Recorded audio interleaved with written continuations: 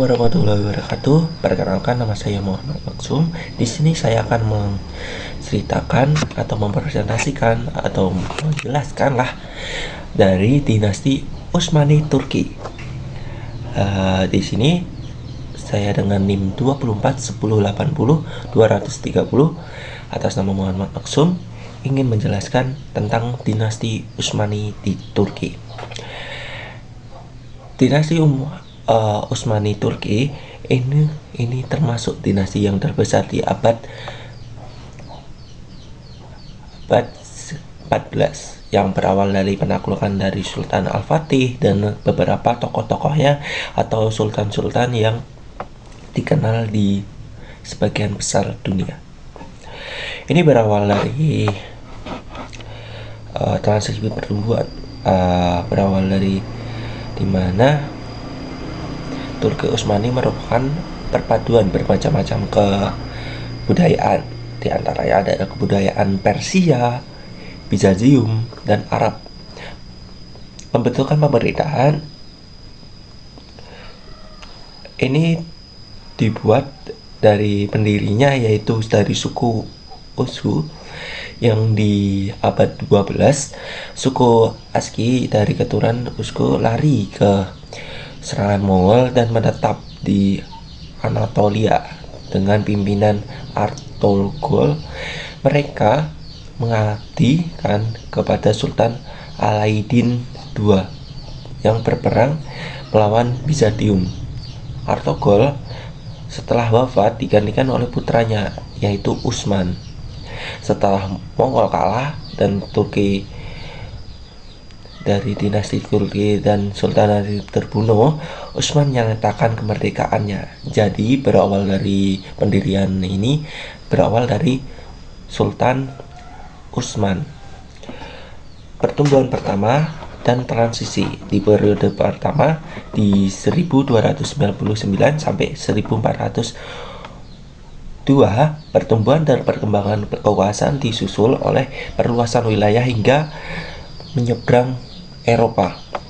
Untuk periode kedua di 1403 sampai 1566 ini masa transisi di mana anak-anak Bayazid berhasil merebut kekuasaan sampai akhirnya dikuasai penuh oleh Muhammad Al-Fatih, yaitu penakluk Konstantinopel dan Salim penakluk Mesir pada tahun 1517 Masehi.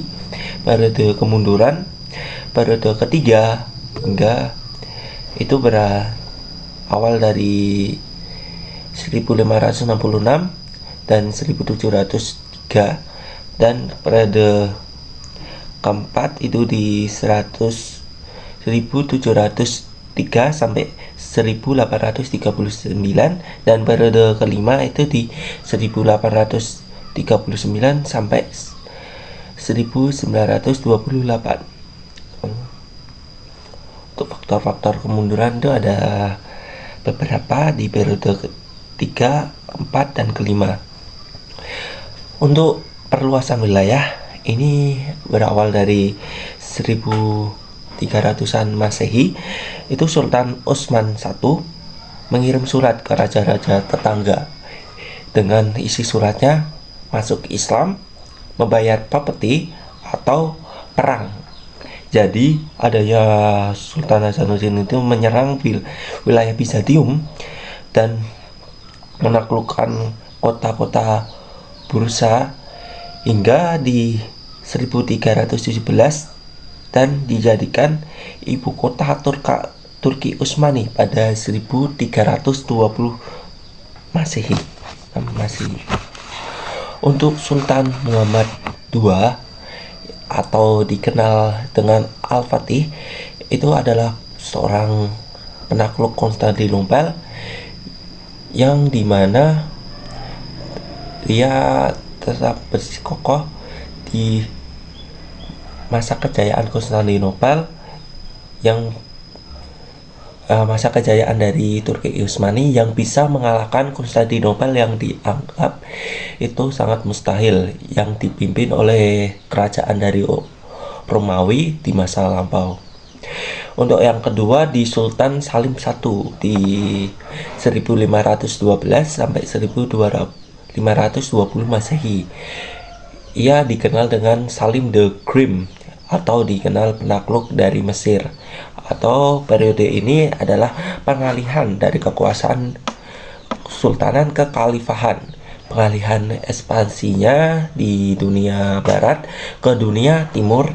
Ia penakluk Asia kecil di kayak Persia, Kaldiran, dan Mesir.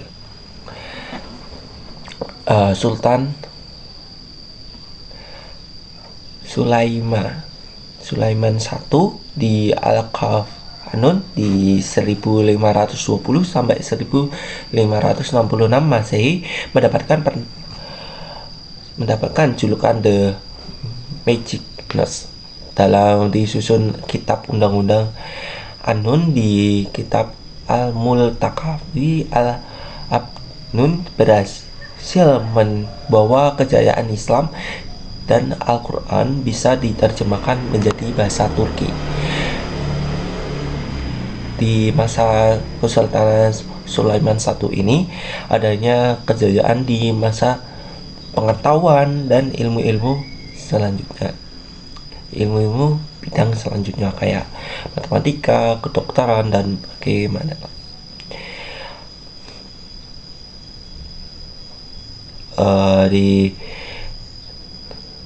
Di perluasan wilayah di Asia Kecil, Eropa, dan Afrika adanya heterogenitas penduduk. Ini adalah satu penyebab banyaknya kemunduran mulailah kehancuran dari Turki Utsmani. Contohnya heterogenitas dari penduduk, adanya macam-macam etnis di penduduk di bawah pemerintahan dari Turki Utsmani membuat adanya kesenjangan sosial atau agama dan kebudayaan-kebudayaan yang bermacam-macam, membuat dari pemerintahan Turki kewalahan sehingga adanya ketimpaan sosial. Lemahnya penguasaan, adanya kelalaian dan kehidupan raja-raja yang makin kebarat-baratan membuat meninggalkan nilai-nilai Islam dan menghamburkan uang kayak foya-foya. Itu membuat kepercayaan publik kepada kerajaan itu semakin menurun. Lemahnya ekonomi, perang yang besar di Turki mengalami kekalahan di beberapa wilayah di Eropa dan sebagainya, membuat defisit dan uang sisa dari negara itu nggak dijadiin perekonomian lagi, malah dihambur-hamburkan oleh penguasa hingga ekonomi melemah dan mulainya krisis ekonomi. Ini didukung adanya gerakan nasionalisme. Adanya kelemahan dinasti ini membuat masyarakat berniat merebut dan menaklukkan dinasti Turki Utsmani yang dianggap orang asing dan berhasil melepaskan diri dari kerajaan tersebut. Ini menjadi kayak tolak ukur di periode ke-5 pada 1929 dan berdirilah kerajaan Turki.